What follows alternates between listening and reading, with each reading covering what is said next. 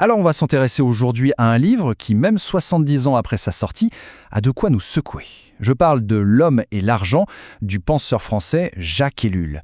C'est un ouvrage qui a été publié en 1954 et qui décortique notre rapport à l'argent, un rapport, disons-le, souvent assez complexe et même troublé. Et ce qui est fou, c'est de voir à quel point son analyse reste incroyablement pertinente aujourd'hui. C'est avec cet échange, un grand classique de la littérature américaine, qu'Ellul choisit d'ouvrir son livre. C'est plein d'esprit, bien sûr, mais il ne faut pas s'y tromper. Ce n'est pas juste une boutade. En fait, ça pose tout de suite le décor pour une réflexion qui va être bien plus profonde, bien plus exigeante sur ce que c'est vraiment, la richesse. Alors, premier point, et c'est un point majeur chez Ellul, la transformation moderne de l'argent. Ou, comme il le suggère, comment l'argent a, en quelque sorte, perdu son âme. L'idée, c'est que notre perception même de ce qu'est l'argent a complètement basculé au cours du siècle dernier. Et voilà comment Ellul voit les choses. D'un côté, on avait l'argent d'avant. C'était quelque chose de concret, de tangible, un trésor avec lequel on entretenait une relation presque personnelle. Les questions morales, elles, étaient assez claires. Et de l'autre, on a l'argent d'aujourd'hui. Un symbole abstrait, une simple donnée dans la grande machine économique. La relation est devenue indirecte, objective. Et du coup, le lien moral qu'on pouvait avoir avec nos possessions, eh bien, il s'est complètement distendu, voire rompu. Et ça a une conséquence énorme, et c'est vraiment le cœur du problème pour Ellul, puisque nos finances personnelles ne sont qu'une goutte d'eau dans l'océan, un tout petit rouage dans cette immense machine économique. La responsabilité individuelle, elle, semble s'effacer. On se sent déchargé, en quelque sorte, de la portée morale de nos actes financiers. Comme on le gagne, comme on le dépense, ça devient secondaire.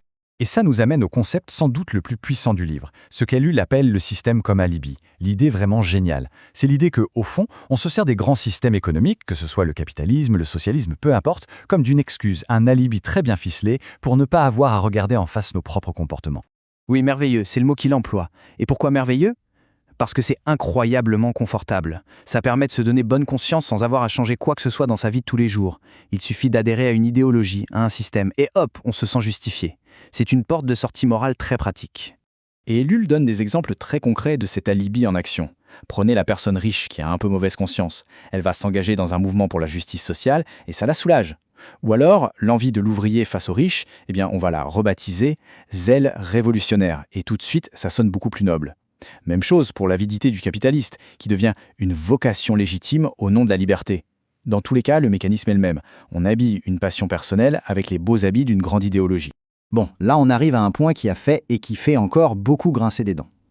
Pour Ellul, le grand face-à-face entre capitalisme et socialisme est en réalité un faux débat.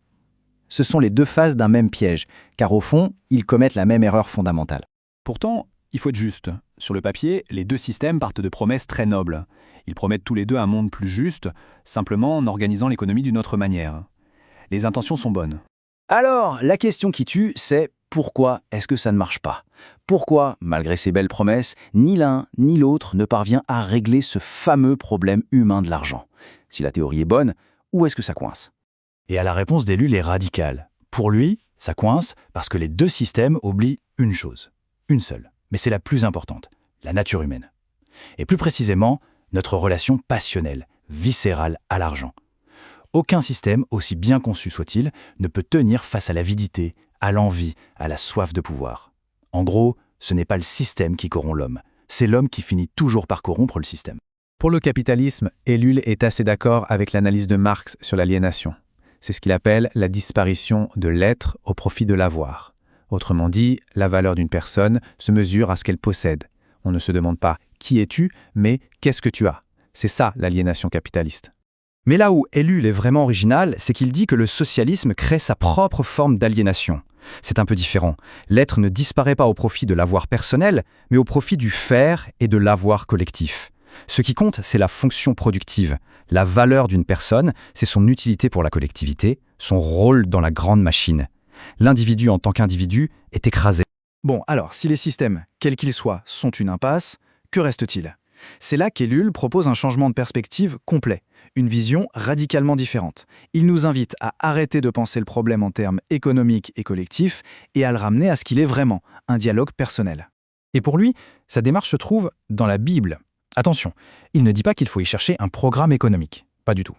Ce qu'on y trouve, dit-il, ce n'est pas une philosophie, un système de plus, c'est un dialogue, une parole qui s'adresse à chacun personnellement et qui interroge « Qui es-tu au fond ? Que fais-tu de ta vie ?» La question est ramenée à l'individu. Il prend l'exemple d'Abraham pour illustrer son propos. C'est vraiment le modèle du détachement. Première étape, Abraham renonce à tout ce qu'il a pour suivre un appel. Ensuite, moment clé, il refuse catégoriquement d'être enrichi par un roi, un pouvoir humain. Pourquoi? Pour que personne ne puisse jamais dire « c'est moi qui ai fait la fortune d'Abraham ».